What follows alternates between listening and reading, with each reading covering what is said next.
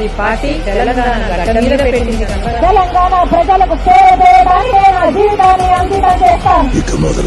పవన్ కళ్యాణ్ గారికి ఒక అన్నుండేవాడు. కాంగ్రెస్ పార్టీకి వ్యతిరేకంగా ప్రజారాజ్యం పార్టీ అని ఒక పార్టీ పెట్టాడు. చివరకు అదే కాంగ్రెస్ పార్టీకి హోల్సేల్ గా అమ్మేశాడు. నేను మరీ అంతేదోలా కనపడుతున్నా. జంపింగ్ జపాంగులు నాకు అవసరం లేదు. ఈ పార్టీ 119 నియోజకవర్గాలలో పోటీ చేస్తుంది. చాలా కాన్ఫిడెంట్ గా ఉంది. కాంగ్రెస్ పార్టీ వైఎస్ఆర్ గారికి వెన్నుపోటు పొడిచింది. ఇప్పుడు విలీనంగా మాట మాట్లాడుతున్నారే, ఇది అవమానంగా లేదా? దయచేసి విలీనం అన్న పదం వాడకండి. మాట మీద నిలబడే నాయకులు ఉన్నారే. ఒకరోజు ప్రభంజనం సృష్టిస్తాం. మీరు చూస్తారు.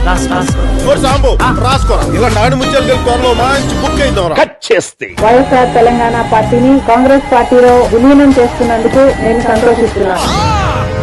ఈ నా తెలంగాణ గడ్డ మీదనే పెరిగిన, ఇక్కడనే చదువుకున్నా, ఇక్కడనే పెళ్లి చేసుకున్నా, ఇక్కడనే ఒక కొడుకును కన్నా, ఇక్కడనే ఒక కూతుర్ని కన్నా. నా బతుకు ఇక్కడైనప్పుడు, నా గతం ఇక్కడైనప్పుడు, నా భవిష్యత్ ఇక్కడైనప్పుడు ఈ గడ్డకు సేవ చేసే హక్కు, బాధ్యత రెండూ నాకున్నాయి. అదంతా అప్పుడండి. ఏరు దాటేదాకే గోడమల్ల, ఏరు దాటినాక గోడమల్ల.